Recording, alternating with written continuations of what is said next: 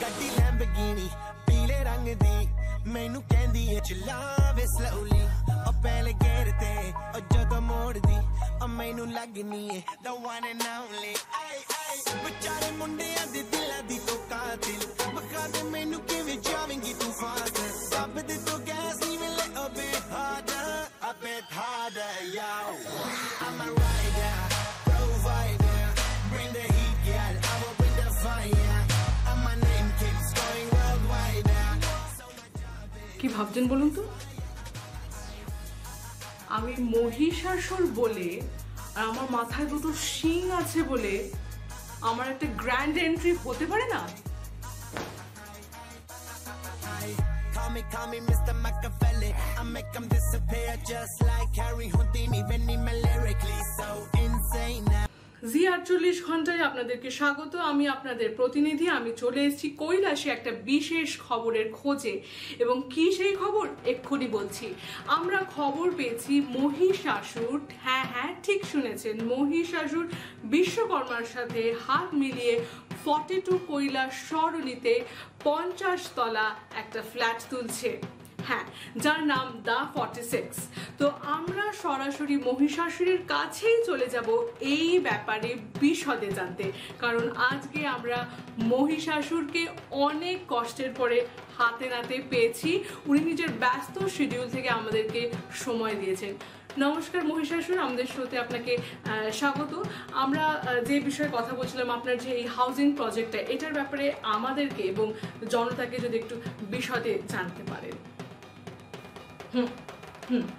হ্যাঁ আপনি ঠিকই শুনেছেন আমি রিয়েল এস্টেটের বিজনেসে এসেছি এবং আমি কোল্যাব করেছি with none other than Vishwakarma হচ্ছে আমার এই প্রজেক্টের head architect and civil engineer ওই এই পুরো প্রজেক্টটাকে ডিজাইন করেছেন আমরা 2 BHK থেকে 3 BHK সব ধরনের ফ্ল্যাটই এই কৈলাস সরণিতে তুলছি এবং আমার এই 2 BHK এবং 3 BHK এর যে প্রজেক্ট ফ্ল্যাটের প্রজেক্ট সেখানে রয়েছে সুইমিং পুল থেকে জিম থেকে জাকুজি সনা বাথের facility children's playground car parking area AC community hall jogging track games room এই সবের ফ্যাসিলিটি আমরা সেখানে প্রোভাইড করছি আর লোকেশনের কথা তো বলাই হলো না আমার হাউজিং কমপ্লেক্স একদম প্রাইম লোকেশনে সিচুয়েটেড মর্তলোক থেকে আমার হাউজিং কমপ্লেক্সের distance is just half an hour মহাদেবের বাড়ি থেকে it will take you just 2 minutes ইন্দ্রদেবের বাড়ি থেকে 15 মিনিটস বিষ্ণুদেবের বাড়ি থেকে 3 কিলোমিটার্স নারদের বাড়ি থেকে ম্যাক্স টু ম্যাক্স 6 কিলোমিটার্স ব্রহ্মার বাড়ি থেকে ইট ইজ 2 কিলোমিটার্স আর উর্বশীর বাড়ি আমার হাউজিং কমপ্লেক্সের ছাদ থেকে দেখাই যায় মানে আপনারা মাঝে মাঝে উর্বশীকে নাচতেও দেখতে পারেন আমার হাউজিং কমপ্লেক্সের ছাদ থেকে so you will get a great view আচ্ছা বাহ আমার আরেকটা প্রশ্ন আছে মহিষাসুর আপনাকে যে এই প্রতি বছর যখন মা দুর্গা আপনাকে বেধরম পেটায় আপনার ঠিক কেমন লাগে what rubbish question is this আমার পিছনে কেউ যদি ত্রিশূল খড়গ নিয়ে ধাবা করে আমাকে মারতে আসে আমার মনে কি তখন পুলক জাগবে আমি কি আনন্দে উদ্বেলিত হয়ে যাব এটা আবার কিরকম ধরনের প্রশ্ন আপনার পিছনে যদি কেউ মানে ত্রিশূল খড়গ নিয়ে ধাবা করে আপনি কি তখন ধেই ধেই করে নাচবেন নাকি পালাবেন আরে আজব তো আপনি আমার উপরে চাচাচ্ছেন কেন যখন মা দুর্গা অতগুলো অস্ত্র শস্ত্র নিয়ে আপনার দিকে তেড়ে মেরে আসে তখন দাঁত কেলিয়ে হাসে কে আপনি আপনার ওই দাঁত কেলানো হাসি দেখেই জনতা এবং আমার মনে এই প্রশ্ন জেগেছে এটাতে এত রেগে যাওয়ার কি আছে আমি তো বুঝতেই পারছি না এটা তো খুবই সাধারণ একটা প্রশ্ন আমি আপনাকে করলাম রাদার আপনার দাঁত কালানো হাসি দেখে মনে হয় you are enjoying the situation you are enjoying the scenario you are enjoying the পেটানো আপনাকে যে মারা হচ্ছে সেটা আপনি এনজয় করছেন না হলে কেউ এরকম ভাবে হ্যাঁ করে ব্রেক ডান্স করতে করতে হাসে না বেশ করেছি হেসেছি হাসবই তো আমি অসুর বলে কি আমার কোনো ইমোশন থাকতে পারে না আমি কি মানে হাসতেও পারবো না আমি অসুর বলে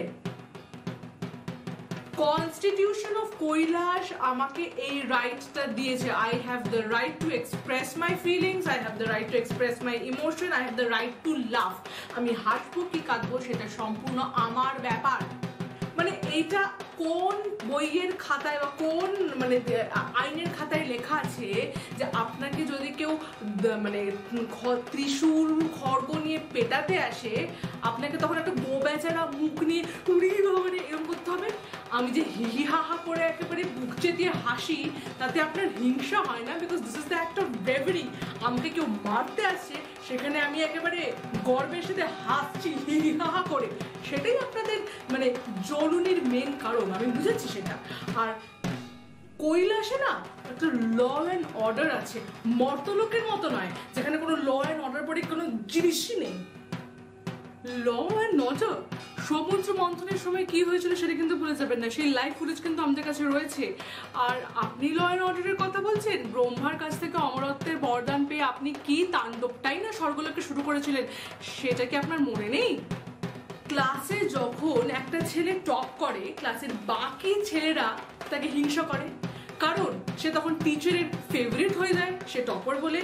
তেমনি ব্রহ্মা যখন আমাকে অমরত্বের বরদান দিয়েছে এতগুলো দেবতাদের বাদ দিয়ে, তখন এভরি দেবতা গট জেলাস অফ মি। কেন কি সবাইকে ছেড়ে অমরত্বের বরদান কে পেল? এই অসুর, এই সিংওয়ালা অসুর পেল। আমার সিনসিয়ারিটি দেখে ব্রহ্মা আমায় বরদান দিয়েছে, তাতে সবার হিংসা হচ্ছে। This is the hardcore fact. Seriously? Are you kidding me? আর আপনি যে এত রূপ টুপ বদলে মা দুর্গাকে অতিষ্ঠ করে রেখে দেন তার বেলায়, বাবা বাবা, আমি রূপ বদলালে আমার অনেক অন্যায় সেখানে মানছি। স্বর্গের যে বাকি দেবদেবীরা যখন নিজেদের রূপ বদলায় তখন কোনো অন্যায় নেই। ফর এক্সাম্পল, যখন ইন্দ্রদেব রূপ বদলে সেই বিশাল নিজের স্ক্যান্ডেলটা করলো তখন তার 7 খুন মাপ, কেউ তার অন্যায়টা দেখলো না। আমি যখন রূপ বদলে সবকিছু করছি তখন সবাই আমার ওপরে হুমড়ে পড়ছে, কেন? আমি অসুর বলে, আমার দুটো শিং আছে বলে, আমি কালো জামা কাপড় পরে বলে। অদ্ভুত তো, সবসময় যত দোষ নন্দ ঘোষ। আহারে বেচারা, সত্যি তো, সত্যি কথাই। অসুর ওয়েলফেয়ার কমিটির আমি চেয়ারম্যান। অসুর ওয়েলফেয়ার কমিটিটা আমি খুলেছি এবং এই কমিটি খোলার একমাত্রই উদ্দেশ্য হলো নির্যাতিত অসুরদের যথাযথভাবে তাদের সম্মান এবং অধিকার ফিরিয়ে দেওয়া। এবং আমার এই প্রতিবাদ থামবে না যতদিন না অসুররা নির্যাতন মুক্ত হচ্ছে, যতদিন অসুরদের ওপর নির্যাতন বন্ধ হচ্ছে। বাহ, এটা দারুণ খবর। আপনারা শুনতেই পেলেন, মহিষাসুর অসুর ওয়েলফেয়ার কমিটি খুলেছে নির্যাতিত অসুরদের সাহায্য করার জন্য। এইটা একটা দারুণ initiative. I wish you all the best for this committee or organisation. আর একটা জিনিস আমি বুঝলাম যে আপনার মাথায় দুটো শিং ছাড়াও বুদ্ধিও আছে।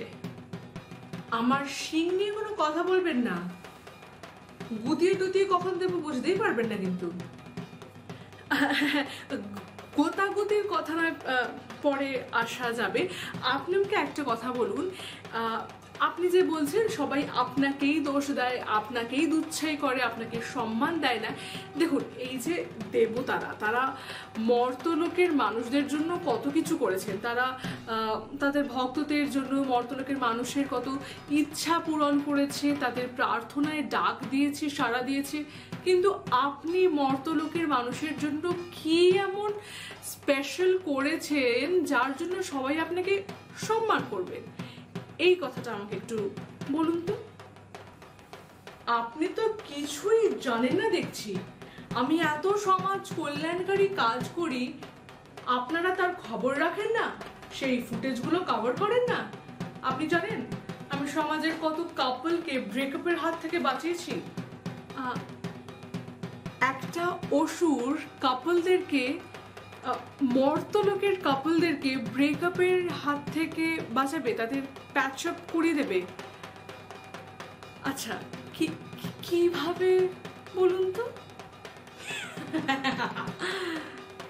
ধরুন আমি দেখলাম মর্তলোকে একটা কাপল তুমুল ঝগড়া করছে, তখন আমি মানুষ রূপে মর্তলোকে নামি, মর্তলোকে নেমে মেয়েটার সামনে গিয়ে শুধু বলি, ও কি লাগছে, ও কি লাগছে, ব্যাস আমার কাজ শেষ। মেয়েটার বয়ফ্রেন্ড তখন আমাকে এসে বেধরম মারে, আর মেয়েটা এই হিরোইক জেস্টারটা দেখে গলে যায়, ওর সব রাগ গলে যায়, ব্যাস দুজনের আবার মিলন হয়ে যায়, দুজনের আবার প্যাচ আপ হয়ে যায়। as simple as that, as simple as that.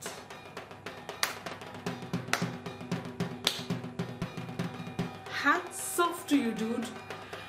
মানে একটা অসুর চিরজীবন মার খেয়ে গেল, আর মানে এখন সে মার খাচ্ছে মর্তলোকের কাপলদের প্যাচ আপ করানোর জন্য। সে মার খেয়েছে, এটা একটা ব্রেকিং নিউজ। আজকে রাত 9টায় এই নিউজটা ছাড়তেই হবে, এটা ব্রেকিং নিউজ।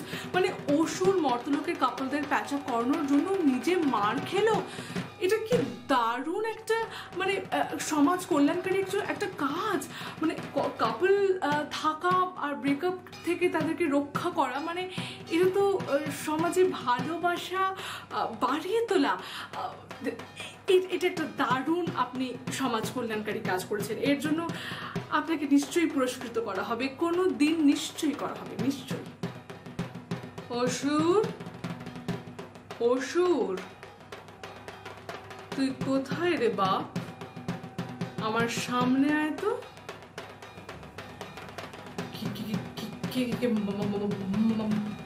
মা দুর্গা এসে গেছে কোথায়? ও গড, শিং টিং সব ঠিক আছে তো? এক্ষুনি আমার শিং ভাঙবে না হলে। আমার একটা কথা বল, তুই কি শুধু মর্তলোকের কাপলদেরই প্যাচ আপ করাস, নাকি স্বর্গলোকের কাপলদেরও তুই প্যাচ আপ করাস? না, আমি শুধু মর্তলোকেই শুধু কাপলদের মধ্যে প্যাচ আপ করে, মর্তলোকেই, আর কোথাও না, আর কোথাও না। মানে বিশ্বাস করো, আমি কিন্তু কোথাও কোনো স্বর্গলোকে তো কোনো প্যাচ আপ করাই না আমি, কোনো ঠাকুর ঘরে কে আমি তো কলা খাইনি। তুই আমাকে মিথ্যে কথা বলছিস? তুই কি ভাবলি তুই মিথ্যে কথা বলে পার পেয়ে যাবি? তুই আমার কথার আবার অবাধ্য হলি? তুই স্বর্গের নর্তক নর্তকীদের কেন ম্যাচ মেকিং করাচ্ছিস? কেন তাদের প্যাচ আপ করাচ্ছিস? তোকে তো কতবার বারণ করেছি স্বর্গের নর্তক নর্তকীদের মধ্যে প্যাচ আপ করাবি না। তুই শুধু প্যাচ আপই করাসনি, তুই কি করলি? তার সাথে ওদেরকে অফার দিবি যে তারা যদি বিয়ে করে তুই তাদেরকে একটা 2 BHK ফ্ল্যাট দিবি with 20% discount. Is this a joke? কে? সব মিথ্যা কথা, সব ফালতু কথা। তুমি আমায় এত আমার ভালোবাসো তো, তাই সবাই মানে আর কি ওটাই আর কি ইয়ে করছে। হ্যাঁ, ইয়ে না মানে ইয়ে, সব ইয়ে, কোনোটাই ইয়ে নয়। এখন এরকম আমতা করে কোনো লাভ নেই। হ্যাঁ, তুই কি জানিস না নর্তক নর্তকীদের ম্যাচ মেকিং করলে স্বর্গে কি দক্ষ যোগ্যটাই না বাঁধবে? তুই জানিস না স্বর্গে একটা ল অ্যান্ড অর্ডার বলে জিনিস আছে। কৈলাস মানে যে কনস্টিটিউশনটা আছে কৈলাসে, সেখানে একটা ল অ্যান্ড অর্ডার বলে জিনিস আছে। তোর জন্য সেটা ধ্বংস হতে চলেছে। তোকে তো এর জন্য শাস্তি পেতেই হবে। বেধরো মার আমার হাতে তোর কপালে আজকে আছে। আমার ত্রিশূলটা কোথায়? ওয়্যার ইজ মাই ত্রিশূল? আমার ত্রিশূলটা খুঁজে পাচ্ছি না কেন? ও, ওটা তো আপাতত মহাদেবের কাছে, আর Mahadev is out of town now. ঠিক আছে, ত্রিশূল পেটা পড়তে পারছি না তো কি হয়েছে? ত্রিশূল ছাড়াও তো অন্য আরো জিনিস আছে যেটা দিয়ে তোকে আমি মারতে পারবো আমার কথার অবাধ্য হওয়ার জন্য, এন্টারপ্রেনার হওয়ার জন্য। বেশ বিজনেস স্ট্র্যাটেজি করছিস তো? ঠিক আছে, কর না। ঝাঁটা আছে, জুতো আছে, হাতা আছে, খুন্তি আছে, এইগুলো দিয়ে তোকে পেটাবো আমি, এইগুলো দিয়ে। পালাচ্ছিস কোথায়? পালিয়ে তুই আমার হাত থেকে পার পাবি না। তোকে আমি পিটিয়ে আজকে শায়েস্তা করবো। আমার কথার অবাধ্য হয়েছে? দাঁড়া, বেলুন চাকিটা নিয়ে আগে তোর মালাই চাকিতে আমি আঘাত করবো, তারপরে দেখাচ্ছি কি মজা হয়। ওরে বাবারে, আমি পালাই। আপনারা দেখতেই পেলেন মা দুর্গা একেবারে খেপে বোম, মা দুর্গা ত্রিশূল পাচ্ছে না বলে বেলুন চাকি, ঝ্যাঁটা আর হাতের সামনে যা যা পাচ্ছে সেটা দিয়ে অসুরকে মারতে তেড়ে মেরে ছুটে যাচ্ছে। তো এখন সিচুয়েশনটা হচ্ছে মা দুর্গা ছুটছে অসুরকে মারতে, অসুর মা দুর্গার হাত থেকে বাঁচতে পালাচ্ছে, ছুটছে পালাচ্ছে, পালাচ্ছে ছুটছে, ছুটছে পালাচ্ছে, পালাচ্ছে ছুটছে। এইটা পুরো গোটা সিচুয়েশনটা এরকম হয়ে রয়েছে, খুবই তপ্ত, কি হবে না হবে কিচ্ছু বোঝা যাচ্ছে না। কিন্তু তবে যদি সিচুয়েশনে কোনো চেঞ্জ আসে আমি আপনাদের সামনে সে খবর নিশ্চয়ই তুলে ধরবো। ততক্ষণে আমরা চলি। আমি আপনাদের সঙ্গে রয়েছি Gaubu Chandra, reporting live from Kailash with camera person Habu Chandra.